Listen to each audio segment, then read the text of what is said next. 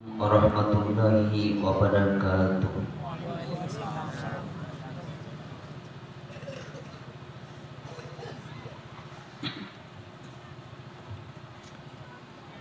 আপনারা কেমন আছেন?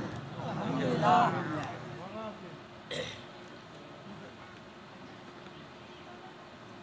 মাটির অবস্থা খুব একটা ভালো নেই। আপনাদের এদিকে মনে হয় এরকমই নাকি? দ্বিতীয় বক্তার সময় লোকজন এইরকমই হয়, তাই না?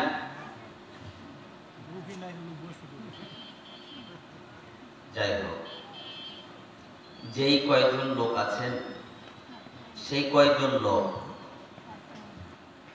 আমি আপনাদেরকে একটু কষ্ট দিব। আপনারা একটু উঠে গুছিয়ে বসেন, তাহলে ভালো হবে। একটু বেয়াদবি নেবেন না, একটু গুছিয়ে বসেন। তাহলে একবার এইদিকে ঘুরতে হবে, একবার এইদিকে ঘুরতে হবে, তাই না? একটু গুছাই নেন, ফাঁকা জায়গাগুলো পূরণ করে বসি। জি,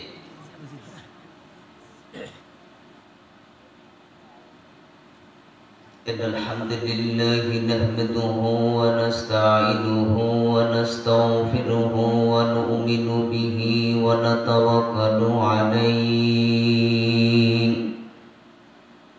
wa na'udzu billahi min shururi anfusina wa min sayyiati a'malina.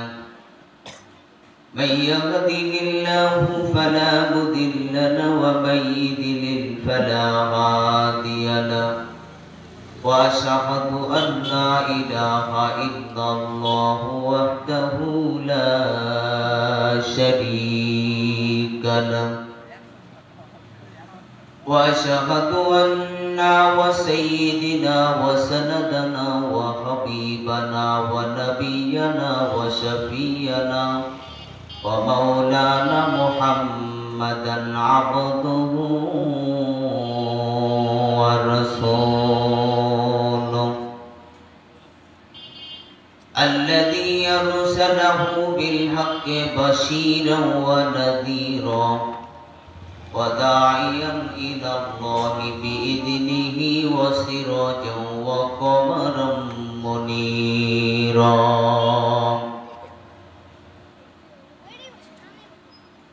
إن الله وملائكته يصلون على النبي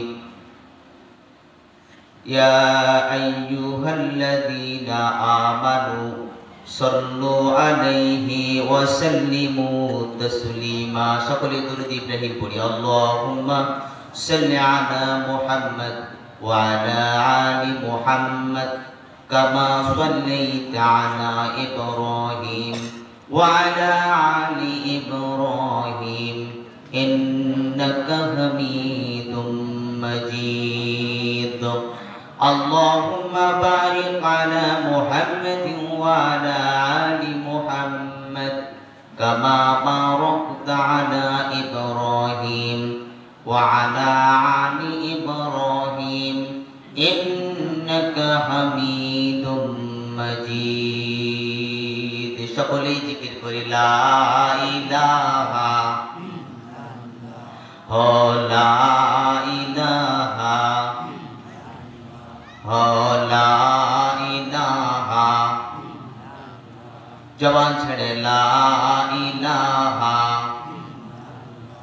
লা ইলাহা ইল্লাল্লাহু মুহাম্মাদুর রাসূলুল্লাহ। ঐতিহ্যবাহী নওগাঁ জেলার অন্তর্ভুক্ত মহাদেবপুর উপজেলার সুনামধন্য সমাজপুর হাফিজিয়া ও এতিমখানা মাদ্রাসার উন্নতিকল্পে বার্ষিক ওয়াজ ও দোয়ার মাহফিল। সম্মানিত সভাপতি, প্রধান অতিথি, সহ-সভাপতি, বিশেষ অতিথিবৃন্দ, আমার সামনে বসা মুরব্বী কিরাম, তুলামায়ে ইসলাম, সম্মানিত ছোট বড় ভাইয়েরা, পর্দার আড়ালে মা ও বোনেরা, সবার প্রতি আমার আন্তরিক সালাম। আসসালামু আলাইকুম ওয়া রাহমাতুল্লাহি ওয়া বারাকাতুহু।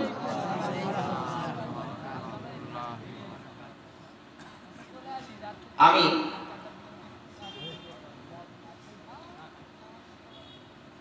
স্টেজে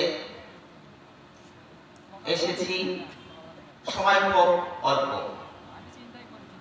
অল্প সময়ের জন্য বুঝিয়ে বুঝিয়ে আলোচনা করা সম্ভব নয়, তাই আলোচনা করতে চাচ্ছি।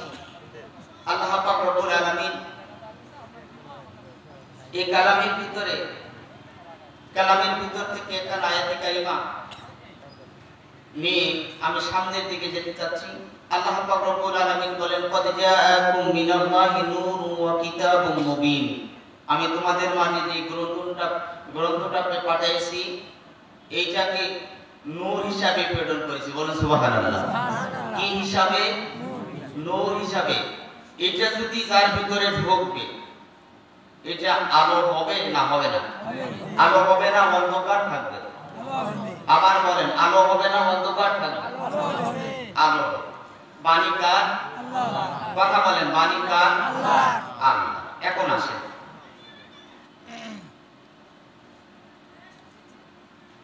একবারে খুব অল্প সময় বলে এক লোক বিদেশে গেছেন, বিবাহ করে স্ত্রীকে রেখে 5 দিন পর, কয়দিন পর? 5 দিন পর স্ত্রীকে রেখে তিনি কোথায় গেলেন? বিদেশে। 15 বছর পর সে লোক স্ত্রীকে ফোন করেছে যে সখিনা, তোমারে আমি রেখে চলে আসলাম, তো আমি বিদেশ থেকে যাব, তুমি কি নিবা?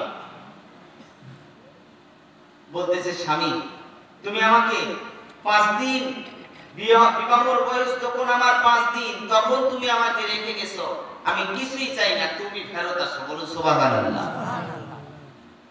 তবু স্বামী বায়না ধরে যে বলো না কেন, কি নিবা?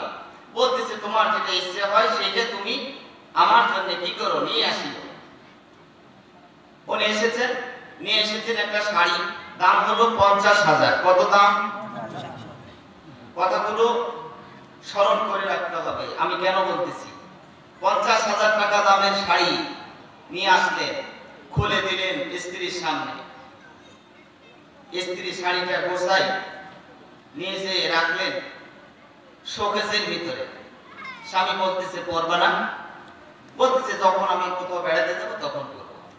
এটা প্রথা আমাদের, আপনাদের সবার স্ত্রী নতুন পোশাক রাখে, নিয়ে কোথায় যাওয়ার জন্য, পরে বেড়াতে যাওয়ার জন্য, কিন্তু নিয়ম হলো স্বামীকে দেখার জন্য। কথা বলেন ঠিক না বেঠিক?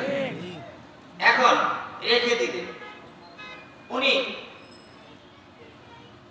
বললেন যে আমার বাবার বাড়িতে যেতে বেড়াতে যাবো, ওই দিন করবো। আচ্ছা, বাবার বাড়িতে বেড়াতে যাবে। তখন সকালবেলা স্বামী শুয়ে আছে, আর স্ত্রী যে বলতেছে, তুমি রেডি হও। আমি রেডি হয়েই আছি, তুমি খালি রেডি হও, তাহলে মোটরসাইকেল বের করে চলে যাও। তো স্ত্রী শাড়িটা বের করতে গেছে, বের করতে যাইয়া শাড়িটা হাত থেকে বসকে নিচে পড়ে গেছে। তো উঠে ঝাড়া দিয়ে পড়ে গেলেন, চলে গেলেন শ্বশুর বাড়ি। শ্বশুর বাড়ি যাওয়ার পরে সারাদিন থাকলেন, রাত থাকলেন। এই মেয়েটার নিয়ম আছে যে প্রতিদিন শ্বশুর বাড়ি হোক, বাপের বাড়ি হোক, বেড়াতে যাক, যেখানে যাক, প্রতিদিন সকালবেলা নামাজ পড়ে এই মেয়েটা কোরআনুল কারীম না হলো একটা পৃষ্ঠা পড়ে এই মেয়েটা পাশা কাছে হাত দেয়। বলুন সুবহানাল্লাহ। এই মেয়েটা স্বামী শুয়ে আছেন, মেয়েটা সুন্দর করে শোকেসের উপরে কোরআন শরীফ আদত থাকে, থাকে কিনা? শোকেসের উপর থেকে কোরআন শরীফটা নিলেন। নেওয়ার পরে এই কোরআন শরীফে মা বোনেরা যত্ন করে রাখে, আমরা এভাবে খোলা রাখি, কিন্তু মা বোনেরা কভার লাগায়। কথা বলেন ঠিক না বেঠিক? এই কভারের ভিতর থেকে খুলতে গিয়ে কভারটা একবার কি করলেন, শর্ট করে হাত থেকে পড়ে পায়ে ঠেকলেন। বলুন সুবহানাল্লাহ। পায়ের উপর ঠেকলেন, তখন ওই কভারটা উঠে একবার কভারে ঠেকায়, একবার মুখে ঠেকায়, একবার বুকে ঠেকায়। উনি মনে করেন যে কত বড় একটা আমি কি করলাম, পাপ করলাম বা ক্ষতি হয়ে গেল আমার। ওই কোরআন শরীফের কভারটা একবার মাথায় ঠেকায়, একবার মুখে ঠেকায়, একবার বুকে ঠেকায়। এ সমাজপুরে বাবাজিরা, আমি নগণ্য গোলাম আসাদুজ্জামান নবী আজকে বলে দেয় রে বাবা, কেন এই কোরআন শরীফে ঢেকে রাখার এই কাপড়টার দাম কত? 6 থেকে 7 টাকা, 8 থেকে 10 টাকা, 10 থেকে 11 টাকা গছের একটা কাপড় দিয়ে আমরা কোরআন শরীফে ঢেকে রাখি। কথা বুঝে থাকলে বলুন ঠিক না বাটি? এ বাবাজি,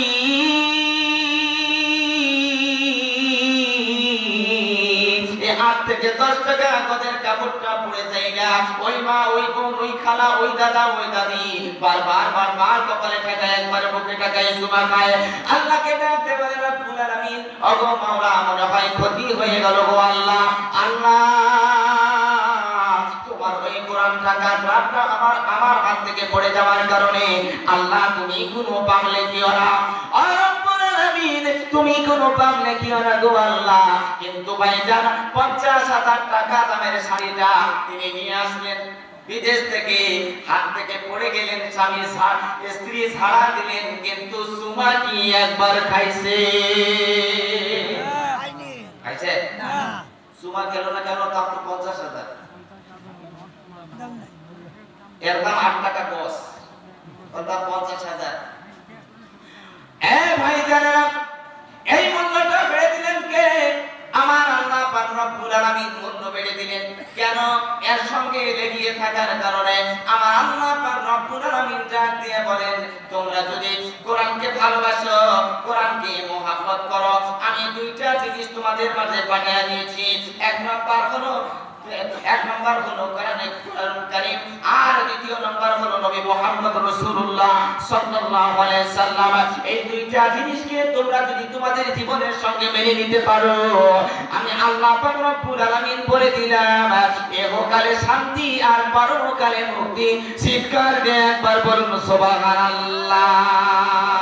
আল কোরআনের সৈনিক মোরা, নাই তো মোদের ভয়, এক আল্লাহর গোলাম মোরা, এই তো পরিচয় মোদের, এক আল্লাহর গোলাম মোরা, এই তো পরিচয়। লিল্লাহে তাকবীর।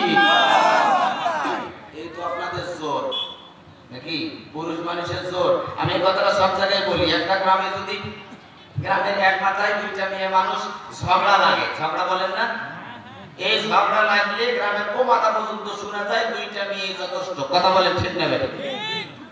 কিন্তু আপনার এতগুলো পুরুষ মানুষ আছেন দাদা, সাউন্ড হয় না কেন? কেন সাউন্ড হয় না? সাউন্ড দিতে হবে, পুরুষের শক্তি দেখাতে হবে। কথা হলো, তাহলে এই কোরআনের ঢাকা কাপড়টা মূল্য বাড়ায় দিলেন কে? কেন? এর সঙ্গে থাকা। এখন দেখেন কার মূল্য বাড়ছে। এই কোরআন এমন একটা জিনিস, পৃথিবীর বুকে অনেক বই পুস্তক আছে, বই পুস্তক লেখার আগে লেখে পৃষ্ঠাটা বের করে লেখক এই জায়গায় লেখে, সব শেষে লিখবেন যে এই বইটি লেখার কারণে ভিতরে কোনো ভুল হলে ক্ষমার দৃষ্টিতে তাকাবেন। চিৎকার দিয়ে বলুন সুবহানাল্লাহ। লেখা আছে কিনা? কিন্তু প্রথমেই বলেছে যে যালিকাল কিতাবু লা রাইবা ফি, এর ভিতরে কোনো ভুল নাই, এর ভিতরে কোনো ভুল নাই। কেন নাই? লেখলো কে? কোন কিতাব লেখার আগে, কোন বই লেখার আগে, কোন বই লিখলে কোন লেখক এইটা বলতে পারবে যে আমার এই কিতাব, আমার এই বইটা লিখলাম ভুল নাই? এ বন্ধুরে, কোন রাইটার লিখলেন এমন একটা কিতাব, সেই কিতাবের উপরে লিখে দিলেন যে যালিকাল কিতাবু লা রাইবা ফি, এই কিতাবের ভিতরে, এই গ্রন্থের ভিতরে কোনো ভুল নাই, ভুলের অবকাশ নাই, ভুল মনে করা যাবে না। যে ভুল মনে করবে সে মুসলমান থাকবে না, কি হবে? কাফের হয়ে যাবে। এখন আসে এই কোরআন শরীফ যারা মানে, যারা বোঝে, যারা পড়ে, তারা এই সমাজের চোখে আমরা তাদেরকে কাঠমোল্লা বলি, তাই কি না? বলি না? বলে কি না?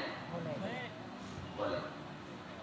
কিন্তু বাবাজি, জানাজা নামাজ পড়াই, হুজুর বিয়ে পড়াই, বলেন সব করলো হুজুর। আপনার বাপ মারা গেল, আপনার শক্তি হলো না যে আপনি সামনে গিয়ে জানাজার নামাজটা পড়াবেন। পড়াই কে? এত সুন্দর একটা কোরআনের কারখানা তৈরি করেছেন।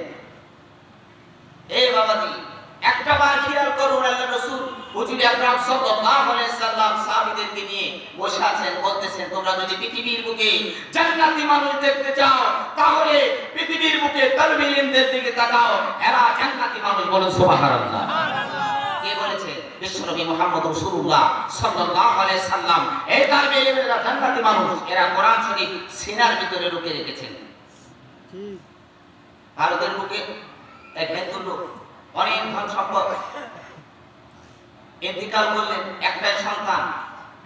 উনি ৩-৪ দিন পর রাস্তার ধারে বসে ঝিমিয়ে দিয়েছেন, এত সম্পদ আমি করবো কি?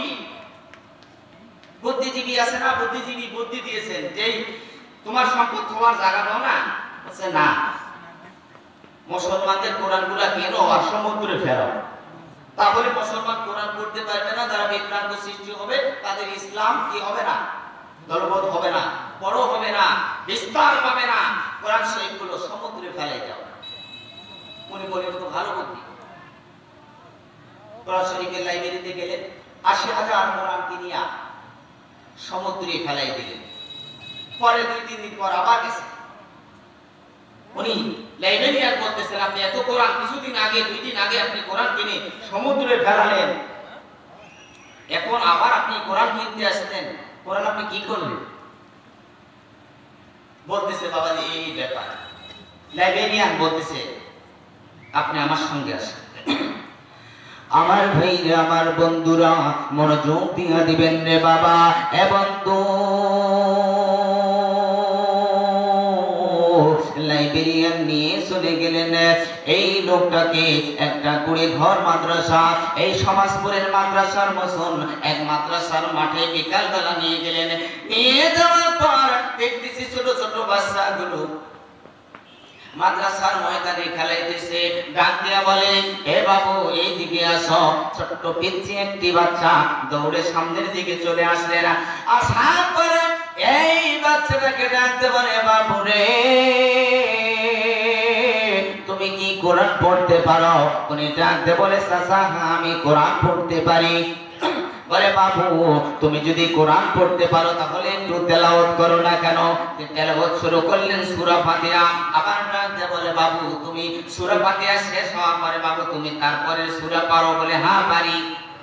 সূরাটা শেষ হয়ে গেলেন, বলে বাবু তারপরে পারো? বলে হ্যাঁ পারি। এভাবে করতে করতে আর 10টা সূরা যখন পড়া শেষ হয়ে গেল এই বাচ্চাটি রেগে গেলেন। চাচা তারপর বলতেই থাকেন কেন? আমাকে কি মানুষ মনে হয় না? আমাকে কি মাদ্রাসার ছাত্র মনে হয় না? আপনি কি মনে করতেছেন আপনারাও টাইট হয়ে বসেন, আমাকেও টাইট হয়ে বসতে দেন। আজকে আমি এই মাদ্রাসার ময়দানে দাঁড়িয়ে দাঁড়িয়ে কোরআনুল কারীমের প্রথম সূরা থেকে শেষ সূরা পর্যন্ত দাঁড়িয়ে দাঁড়িয়ে আমি খতম করে দিব, এক জায়গাও লোকমা খাবো না। চিৎকার দিয়ে বলুন সুবহানাল্লাহ, আর জোরে বলুন সুবহানাল্লাহ। আমার ভাইরা রে, লাইব্রেরিয়ান ডাকতে বলে বাবাজি কাগজের কোরআন আপনি পুড়ে দিবেন, কাগজের কোরআন আপনি সমুদ্রে ফেলাই দিবেন, কিন্তু এই জীবিত কোরআনগুলোকে আপনি কি করবেন? এই জীবিত কোরআনগুলো আপনি কোথায় ফেলাবেন? জীবিত কোরআনগুলো ফেলার আপনার জায়গা কোথায়? এদেরকে আপনি কি করবেন? উনি আশ্চর্য হয়ে গেলেন। অবশ্যই কিন্তু আমি কাগজের কোরআন সমুদ্রে ফেলাই দিয়েছি, কিন্তু জীবিত কোরআনগুলো আমি কি করব? আমার ভাইজানেরা, আমার বন্ধুরা, পৃথিবীর সমস্ত কোরআন যদি পড়ে যায় কিন্তু এই হাফেজে কোরআন আপনাদের সমাজপুর মাদ্রাসার যে হাফেজিয়া মাদ্রাসার যে ছাত্রগুলো হেফজ শেষ করার পরে বের হয়ে যাবে, এই বাচ্চাগুলোর ভিতরের কোরআনগুলো তারা পড়বে আর সবাই লেগে লেগে আবার দ্বিতীয় কোরআন তৈরি হবে কি হবে না? যদি আগুন লেগে পুড়ে যায় পৃথিবীর সব বইয়ের দোকান, তবু বিশ্ব থেকে হারাবে না পবিত্র কোরআন। বলেন, তবু বিশ্ব থেকে হারাবে না পবিত্র কোরআন, তবু বিশ্ব থেকে হারাবে না পবিত্র কোরআন।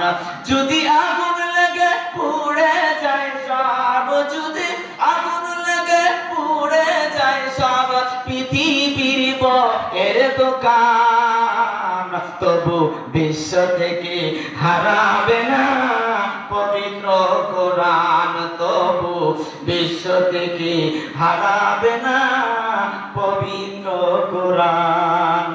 কেমনই কামাবি রে তোরা আগুনের তেল, আরে বিশ্ব ভরে আছে লক্ষ লক্ষ কোরআনের হাফেজ, তার ছাপায় আসমানি গ্রন্থ, তার ছাপায় আসমানি গ্রন্থ বাঁচাবে ইসলামের মান, তবু বিশ্ব থেকে হারাবে না পবিত্র কোরআন, তবু বিশ্ব থেকে হারাবে না পবিত্র কোরআন। যদি আগুন লেগে পুড়ে যায় সব, যদি আগুন লেগে পুড়ে যায় সব পৃথিবীর এর দোকান, তবু বিশ্ব থেকে হারাবে না পবিত্র কোরআন, তবু বিশ্ব থেকে হারাবে না পবিত্র কোরআন। আমার ভাইরা, আমার বন্ধুরা, এই কোরআন সিনার ভিতরে ঢুকালে, এই কোরআনকে মহব্বত করলে, এই কোরআনকে ভালোবাসলে আমার আল্লাহ পাক রব্বুল আলামিন ওই সিনাটাতে মাটি খেতে পারবে না, ওই সিনাটাতে পিঁপড়া খেতে পারবে না, ওই সিনাটা পোকামাকড়ে খাবে না, যদি আল্লাহর কোরআন ওই সিনার ভিতরে থাকে। আমার ভাইরা, আমাদের এই বাংলাদেশের ঘটনা, রামপুরের ডিস্ট্রিক্টে বাবাজি একটি মুন্সি ছিলেন, আজাদ দিয়ে তোমার প্রতিদিন এই পবিত্র কোরআন শরীফ পড়তো, নাম তার মুন্সি। এই ঘুঘু মুন্সি নাম হওয়ার কারণ হলো এই লোকটা রাস্তা দিয়ে হাঁটতো আর জিকির আল্লাহ আল্লাহ আল্লাহ সব সময় বলতো, আর পবিত্র কালামে পাক প্রতিদিন সকাল সন্ধ্যা তেলাওয়াত করতো। এ বাবাজি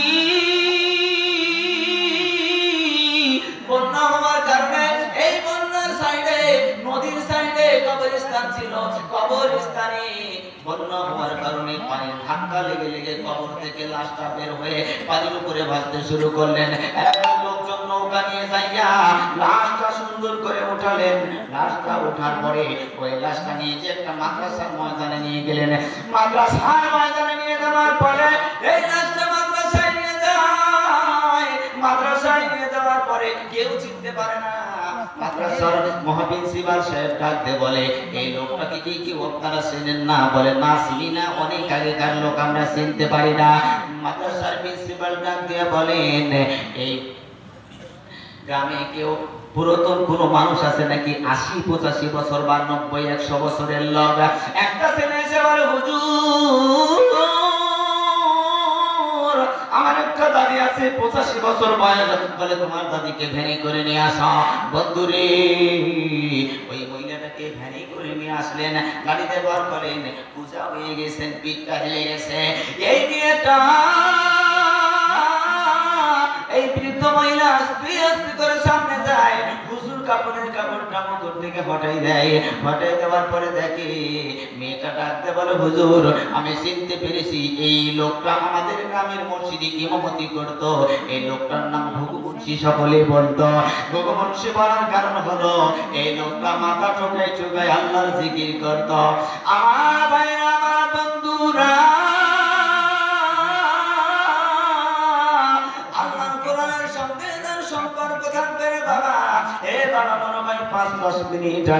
কাপড়ের কাপড় পরাইয়া কবরের ভিতরে ঢোকা হয়েছে, শরীর দিয়া সুগন্ধ বের হয়েছে। বাবাজি একটাই কারণ হলো সম্পর্ক ছিল এই কোরআনের সঙ্গে। চিৎকার দেয়া বলুন সুবহানাল্লাহ, আর জোরে বলুন সুবহানাল্লাহ। কোরআনের সঙ্গে সম্পর্ক থাকলে দেহ পচবে পুড়বে কিছু হবে না, হবে? কথা বলেন। সম্পর্ক থাকতে হবে কার সঙ্গে? এ বাবাজি, এই সমাজপুর হাফিজিয়া ও এতিমখানা মাদ্রাসা, এই মাদ্রাসার একটা ছাত্র যদি হাফেজ হয়ে যায় তাহলে এই সাজায়ে খয়ের আপনাদের কবরে যাবে কিনা? কথা বলেন, যাবে কিনা? বাবাজি, আমার মুখের কথা নয়, একটা হাফেজে কোরআন যদি হেঁটে যায়, নূরের ফেরেশতারা তাদের পরগুলো তাদের পার নিচে বিছাই দেয়। বলুন সুবহানাল্লাহ। কিসের পহর বিছাই দেয়? নূরের পহর বিছাই দেয়। কেন? আমার নবী হুজুর আকরাম সাল্লাল্লাহু আলাইহি সাল্লাম হীরা গুহার উপরে বসে আছেন। ওই হীরা গুহার পাহাড়ে চারো সাইডে ছিল অনেক বাবরের গাছ। এই বাবরের গাছের অনেক লকড়ি ভাঙার জন্য মদিনা থেকে একটা কাঠুরিয়া তার মেয়েকে নিয়ে আসতেন। ছোট্ট বাচ্চা, নাম হলো উম্মে সালমা। কি নাম? উম্মে সালমা। এই ছোট্ট বাচ্চাকে নিয়ে এসেছে। তো ছোট বাচ্চারা যদি কোনো জায়গায় কাজ করার জন্য আপনারা নিয়ে যান সঙ্গে করে, তারা কাজ করে না। কি করে? ভেঙে দেয়। আপনি কাজ করতেছে, তোড়ে জ্বালাই দিছে, ভেঙে দিছে, আলুর উপরে আলু ডালি, আলু উড়াইতেছে, নালি ডালের উপর মাটি দিয়ে দেয়। বলেন তো বাচ্চা এভাবে করার পর বাচ্চা যখন এই কাজ করতেছে, একটা পাথরের উপরে উঠেছে।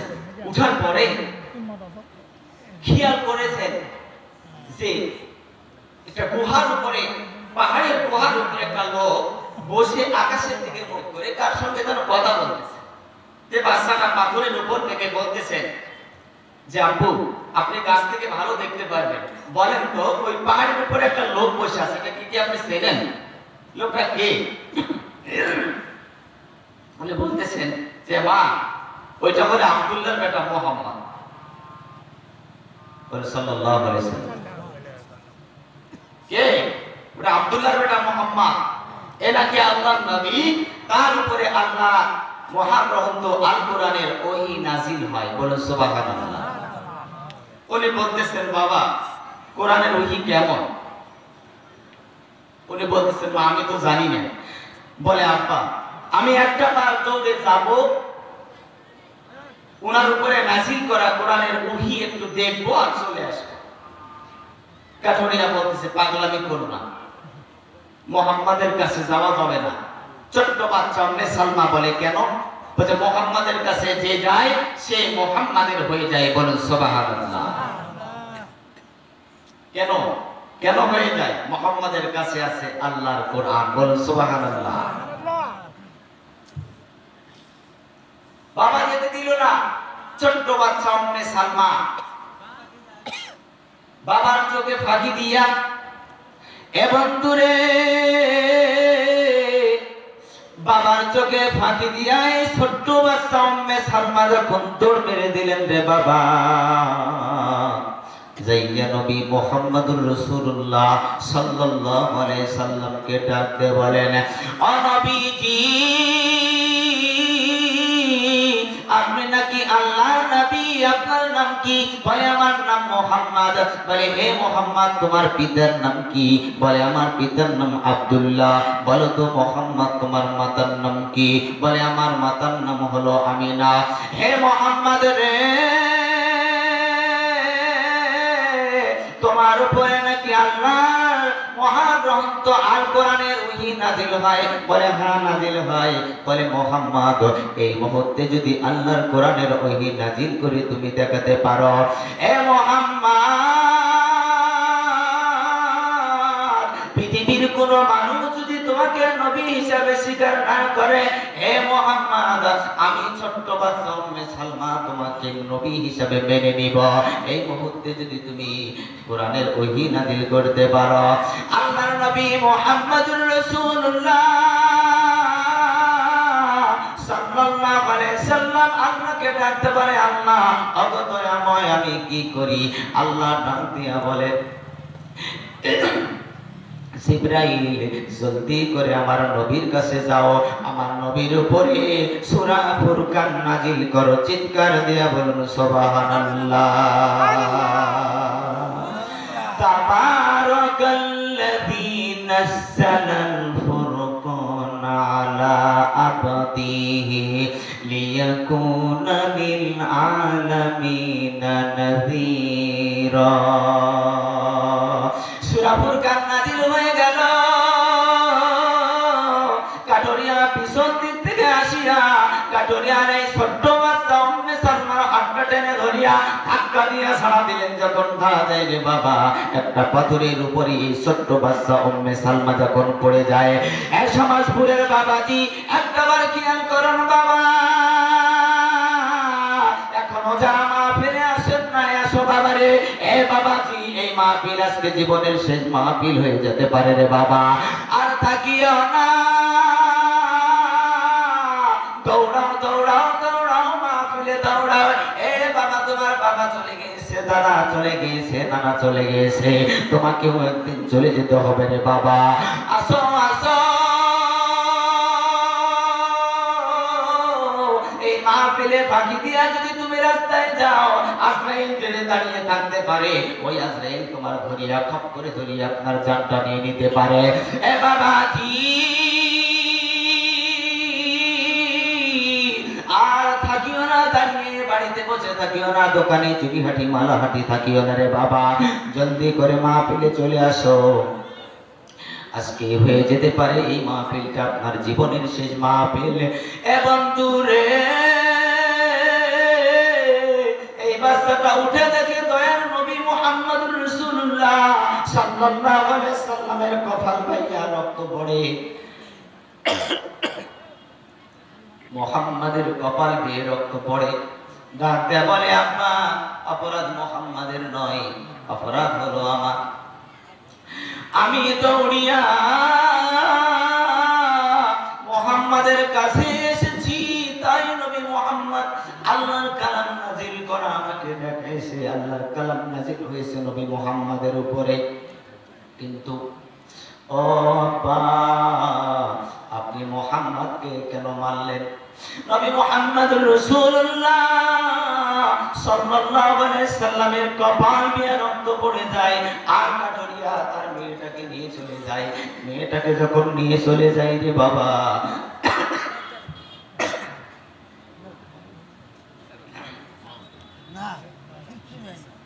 নিয়ে যখন চলে যায়, মুহাম্মদ সাল্লাল্লাহু আলাইহি সাল্লাম বাড়িতে চলে গেলেন। হুজুরা শরীফে বসে আছেন। এমন তো অবস্থায় এইদিকে মেয়েটা বাসায় চলে গেলেন। বাসায় যাওয়ার পর আর থাকতে পারে না। উনি ওয়াদা করেছেন নবীর কাছে, নবীজি আপনি যদি এই কালামুল্লাহ শরীফ আমার আপনি নাযিল করে এই মুহূর্তে দেখাতে পারলে, নবী গো আপনি যদি দেখাতে পারেন, তাহলে আমি কালিমা পড়ে মুসলমান হয়ে যাব। বলুন সুবহানাল্লাহ। এই ছোট্ট বাচ্চা, তার পিতা কাঠ কাটার জন্য চলে গেছেন রে বাবা। এ বাবাজি, জঙ্গল থেকে কাঠ কেটে নিয়ে গেছেন বাজারে, বাজার থেকে বিক্রি করে আসবেন, বাড়িতে কেউ নাই। ছোট্ট বাচ্চা উম্মে সালমা নবী মুহাম্মদুর রাসূলুল্লাহ সাল্লাল্লাহু আলাইহি সাল্লামের হুজুরা শরীফে পৌঁছে গেলেন। নবী যেখানে বসে থাকে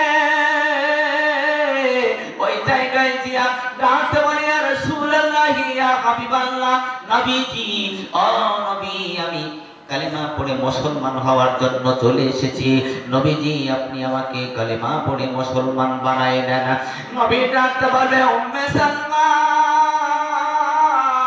তুমি যদি মুসলমান হও, কাফের বেঈমান উতবা সাইবা মুগিরা আবু জেহেলেরা তোমার উপরে টর্চার করবে, তোমাকে মারধর করবে, সাবুক সালামে তোমার উপরে। উম্মে সালমা ডাকতে বলে, ইয়া রাসূলুল্লাহ, ইয়া হাবিবাল্লাহ, আমার নবীজি, আমি চাই না আবু জেহেল উতবা সাইবা ও নবীজি বেঈমান হয়ে মরে যেতে চাই না। নবীজি ইসলাম গ্রহণ করিয়া ইমানদার হয়ে মরে যেতে চাই, ইয়া রাসূলুল্লাহ ইয়া হাবিবাল্লাহ, আপনি কালেমা পড়ে মুসলমান বানায় দেন। আল্লাহর নবী হুজুরে আকরাম সাল্লাল্লাহু আলাইহি সাল্লাম উম্মে সালমাকে কালেমা পড়ে মুসলমান বানায় নিলেন। বলুন লা ইলাহা ইল্লাল্লাহু মুহাম্মাদুর রাসূলুল্লাহ। মুসলমান যখন হয়ে যায়, উম্মে সালমা ডাক দিয়ে বলে, ইয়া রাসূলুল্লাহ, ইয়া হাবিবাল্লাহ, নবীজি আমি আর দেরি করতে পারবো না। নবী আমার পিতা কাঠ কাটার জন্য কাঠ নিয়ে চলে গেছেন বাজারে। ও নবীজি, কাঠ বিক্রয় করার জন্য চলে গেছেন, বাজার থেকে ঘুরে আসলে আমাকে খোঁজ করবে। নবীজি আমাকে চলে যেতে হবে বাসায়। আমার ভাইরা, আমার বন্ধুরা, নবী মুহাম্মদুর রাসূলুল্লাহ সাল্লাল্লাহু আলাইহি সাল্লাম উম্মে সালমাকে বলেন, উম্মে সালমা তুমি চলে যাও। উম্মে সালমা দরজায় আসিয়া দৌড় দিলেন, বাড়ি পর্যন্ত পৌঁছে গেলেন। বাড়িতে পৌঁছে যাইয়া এই ছোট্ট বাচ্চা উম্মে সালমা সূরা ফুরকান তেলাওয়াত করতেই থাকে। বলুন সুবহানাল্লাহ, আরো জোরে বলুন সুবহানাল্লাহ। এই সূরা ফুরকানের এক আয়াত তেলাওয়াত করতে থাকে। আবু জেহেল এই কাঠুরিয়া যখন আবু জেহেলের সেনাই কাঠুরিয়া যখন বাড়ির ভিতরে প্রবেশ করে রে বাবা, বাড়ির ভিতরে প্রবেশ করার পর তিনি দেখতে পেলেন, তিনি শুনতে পাচ্ছেন যে কোরআনের আওয়াজ আমার বাড়ির ঘরের ভিতর থেকে। বলুন সুবহানাল্লাহ। কোরআনের আওয়াজ ঘরের ভিতর থেকে যখন কোরআনের আওয়াজ যখন পায়, এই কাঠুরিয়া দরজায় আসে ঠোকা দেয়, কে আমার ঘরের ভিতর থেকে কোরআন তেলাওয়াত করে? উম্মে সালমা ডাকতে বলে, আল্লাহ, আমি যদি বলি আমি কোরআন তেলাওয়াত করতেছিলাম, আমার থেকে আমার নবীর উপরে বেশি আঘাত করবে। ওগো আল্লাহ দয়াময়, আমি কি করব গো আল্লাহ? তুমি আমাকে ব্রেন দিয়া দাও, বুদ্ধি দিয়া দাও। আল্লাহ পাক রব্বুল আলামিনকে ডাক দিয়ে বলে, আল্লাহ, আমি যদি মিথ্যা কথা বলি তাহলে তো আমার গুনাহ হবে, আমি মুসলমান হয়েছি, মিথ্যা কথা বলবো না। এ বন্ধু রে, এই ছোট্ট বাচ্চা উম্মে সালমা ঘরের ভিতর থেকে বের হয়ে ডাকতে বলে, আব্বা, আপনি যখন বাজারে গিয়েছিলেন, আমি নবী মুহাম্মদুর রাসূলুল্লাহ সাল্লাল্লাহু আলাইহি সাল্লামের কাছে যাইয়া হাতে হাত দিয়ে কালিমা পড়ে মুসলমান হয়েছি। চিৎকার দিয়ে বলুন সুবহানাল্লাহ, আর জোরে বলুন সুবহানাল্লাহ। লা ইলাহা লা ইলাহা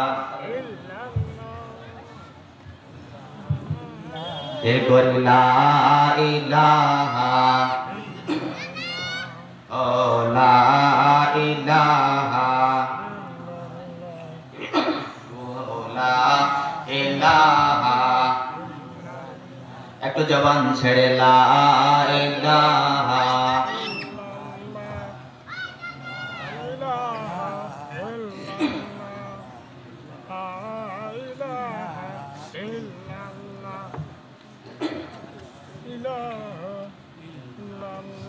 ঘরের ভেতর থেকে বের হয়ে ছোট্ট বাচ্চা বলতেছে, আব্বা, আমি মুহাম্মাদের কাছে যে কালিমা পড়ে মুসলমান হয়েছি। বলে সুবহানাল্লাহ। তার বাবা রেগে গেলেন, হাঁটতে শুরু করলেন, কেন তুমি মুসলমান হলে? থামো থামো, আমি আবু জেহেলের কাছে যাই। আবু জেহেলের কাছে যাইয়া আবু জেহেলকে ডেকে নিয়ে আসলেন। আবু জেহেলের 14 জন সেনাকে নিয়ে যখন চলে আসলেন যে বাবা, আসার পরে আবু জেহেলের 14 জন সেনা আসিয়া একটা উঠানের উপরে বসলেন, একটা মাটির উপরে বসলেন। বসার পর সবাই মিলিয়া আবু জেহেল ডাক দিয়া বলে, এই উম্মে সালমা, তুমি কেন মুহাম্মাদের কাছে যে মুসলমান হলে? মুহাম্মদ তোমার কে হয়? মুহাম্মদ আমার ভাতিজা হয়।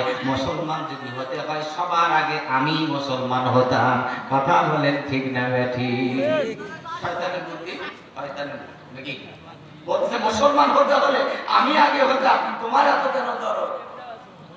এই ছোট্ট বাচ্চা উম্মে সালমা ডাক দিয়ে বলে, মুসলমান তুমি কেমন করে হবে? এই অন্তরের চোখ তোমার নাই, তোমাকে আল্লাহ দেয় নাই। মুহাম্মদকে চিনার মতো চোখ তোমাকে আল্লাহ দেয়। উনি বললেন, তোমার কে হয়? উনি বলতেছে, নবী গলার হার গো চাচা, নবী গলার হার। উনি বলতেছে, নবী গলার হার, নবী কে হয় তুমি জানো না? সম্মানিত শরীর, আবু জেহেল বললেন যে আবু জেহেলের ছেলের নাম আকরামা। খারাপ লাগে? খারাপ লাগে, শেষ করে দেব।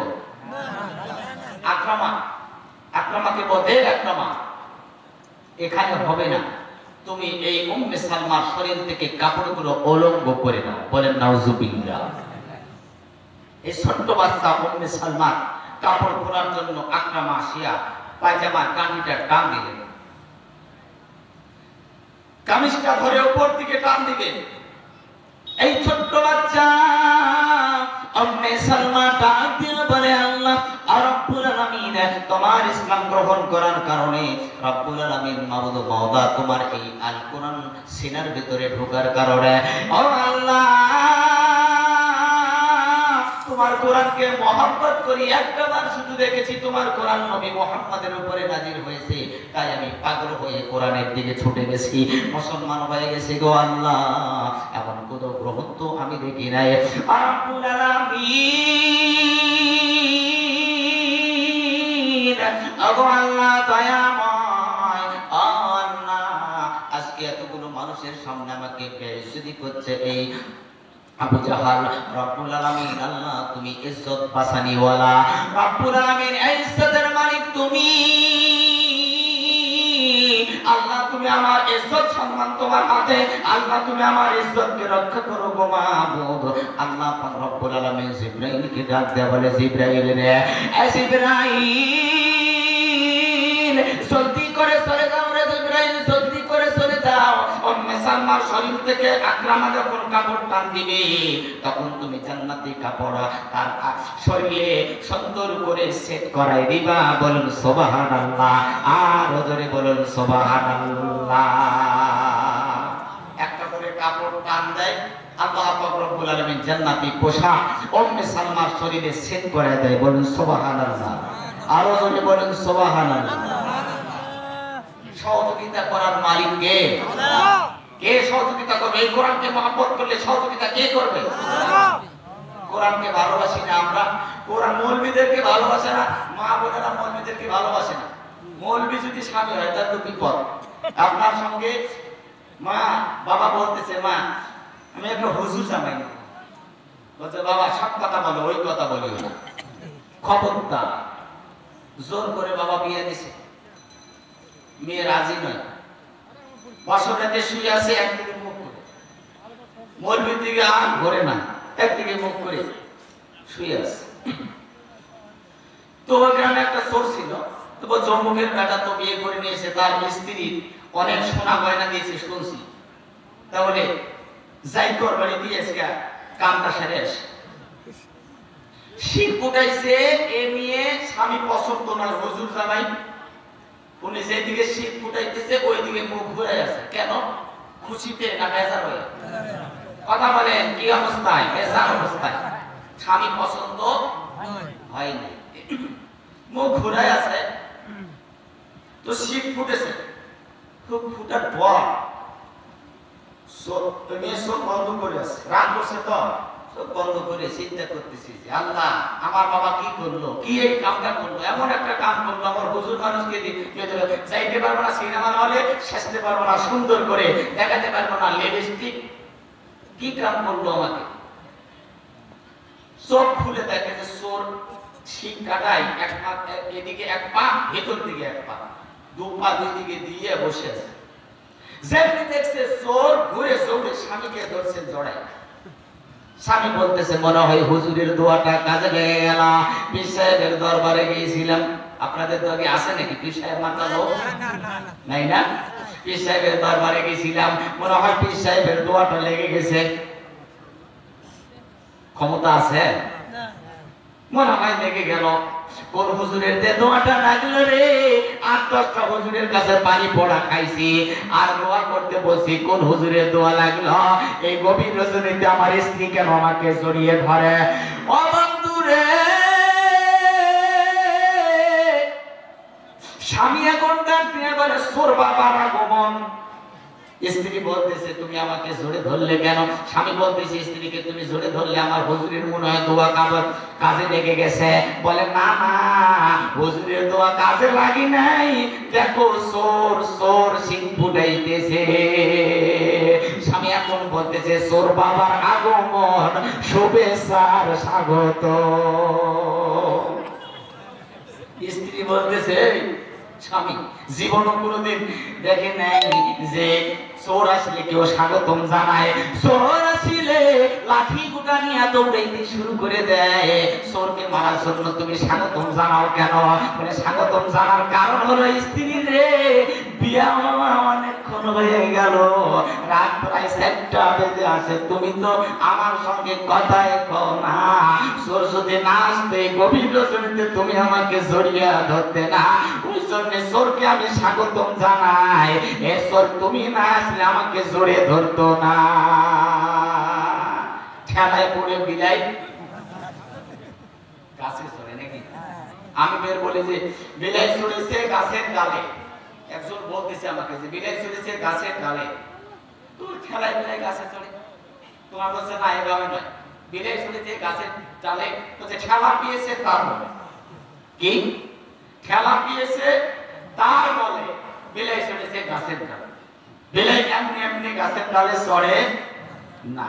তো মা বোনের ওইরকম খুব যন্ত্রণা। হাফেজ জামাই পছন্দ করে। সম্মানিত সুধী, আর কথা না বাড়িয়া বাবাজি, সালমার শরীর থেকে কাপড় খুলতে যখন না পারে, কাপড় সেট হইতেই থাকে। এ বন্ধু রে, সমাজপুরের গ্রামের বাবাজিরা, আসো বাবা, মাহফিলে আসো, আজকে জীবনের শেষ মাহফিল হয়ে যেতে পারে। আমি আসাদুজ্জামান আর জীবনে কোনোদিন ওয়াজ করতে পারবো কিনা জানি না, আজকে আমার জীবনের শেষ মাহফিল হয়ে যেতে পারে। যারা আপনারা বসে আছেন, আপনারও জীবনের শেষ মাহফিল হয়ে যেতে পারে। এ বন্ধু, শেষ মাহফিল মনে করে আসো রে বাবা, এই কোরআনের কারখানার দিকে মহব্বত করে একটাবার আসো বাবা। এ বন্ধু, হাফিজিয়া মাদ্রাসার ছাত্ররা কোরআন শরীফ নিয়ে যখন বসে, কিন্তু এভাবে ঝুঁকিয়ে যায়, দেখছেন?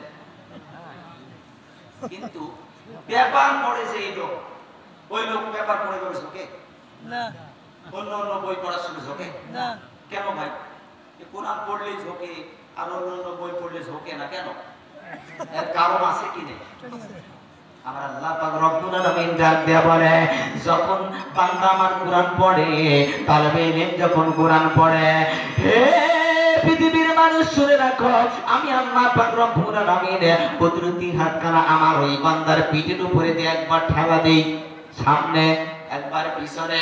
আমার ভাইরা, আমার বন্ধুরা, আল্লাহর নবী হুজুর আকরাম সাল্লাল্লাহু আলাইহি ওয়াসাল্লাম একদিন গভীর রজনীতে গ্রামের ভিতর দিয়ে যাইতেছেন, কিন্তু দেখতেছেন কালামে পাকের আওয়াজ ভেসে আসতেছে।